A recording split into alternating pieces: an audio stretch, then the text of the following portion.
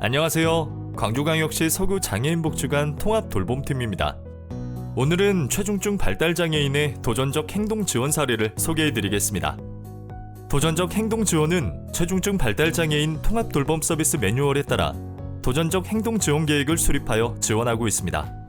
도전적 행동 지원 방법은 상황에 따라 다양한 지원 방법이 있는데 그중 몇 가지의 사례를 들어 소개해드릴 예정이니 참고 자료로 봐주시면 감사하겠습니다.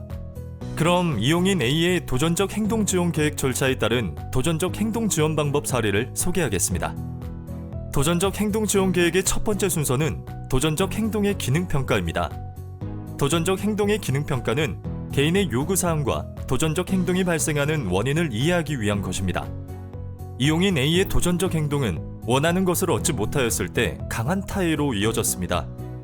특히 음료수에 대한 집착이 매우 강하여 다른 사람의 음료수를 뺏거나 편의점 등으로 뛰쳐들어가는 모습을 보였습니다. 두 번째 순서는 가설 개발입니다. 가설 개발은 도전적 행동을 발생시키는 원인과 행동 사이의 인과관계에 대해 설명하기 위한 것입니다.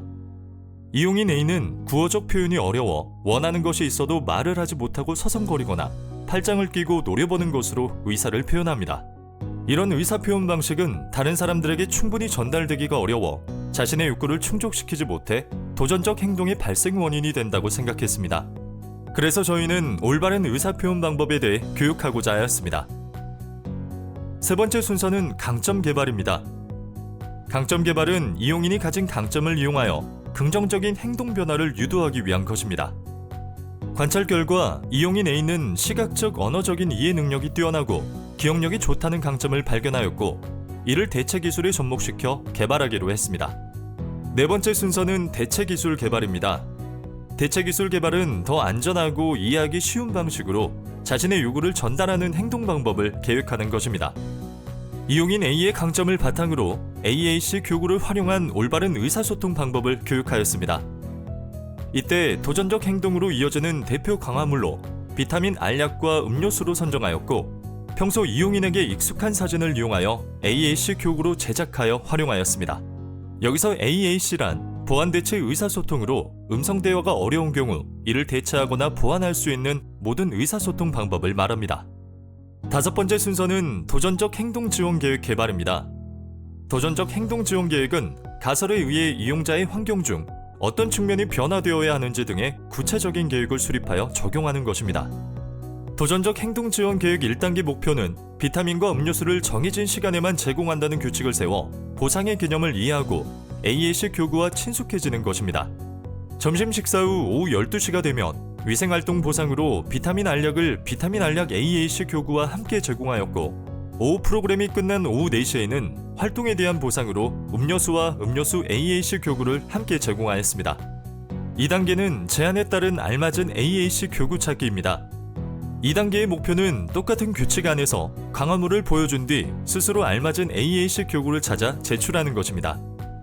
위생활동 후 시각적으로 비타민 알약을 보여준 뒤 AAC 교구를 부착한 게시판에서 비타민 알약 AAC 교구를 찾아올 수 있게 하였고 오후 프로그램 활동 후 시각적으로 음료수를 보여준 뒤 AAC 교구를 부착한 게시판에서 음료수 AAC 교구를 찾아 제출하도록 지원하였습니다.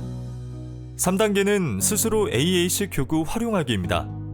3단계 목표는 똑같은 규칙 안에서 지원자가 먼저 제안하는 것이 아닌 강화물이 제공되지 않은 상황에서 이용인 스스로 AAC 교구를 통해 강화물을 요구하는 것입니다.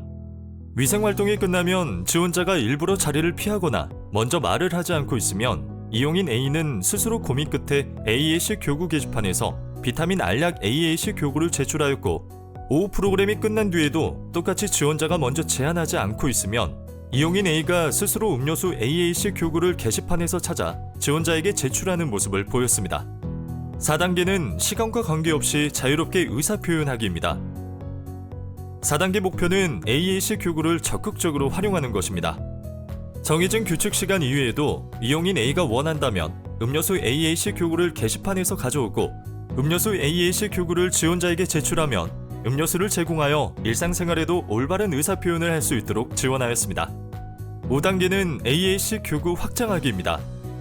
마지막인 5단계 목표는 비타민 알약과 음료수뿐만 아니라 이용인이 일상생활에 필요한 단어들을 AAC 교구로 제작하여 다양한 의사 표현하는 것입니다.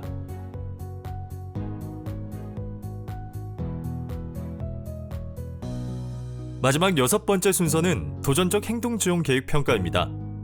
도전적 행동 지원 계획 평가는 실행 과정 중 효과 확인 및 수정 방법을 모색하기 위한 것입니다. 이처럼 저희는 이용인 A의 도전적 행동의 기능적 원인을 파악하고 가설을 개발한 뒤 이용인의 강점을 활용하여 대체 기술을 개발해 도전 행동 지원을 계획하였습니다. 그 결과 이용인 A는 AAC 교구를 활용하여 올바른 의사표현 방법을 할 수 있었고 도전적 행동 발생 빈도도 감소하였습니다. 지금까지 이용인 A의 사례를 들어 체중증 발달 장애인의 도전적 행동 중재 방법에 대해 소개를 해드렸는데요. 혹시 더 궁금하신 사항은 아래 번호로 연락해 주시기를 바랍니다. 시청해 주셔서 감사합니다. 다음 시간에 만나요.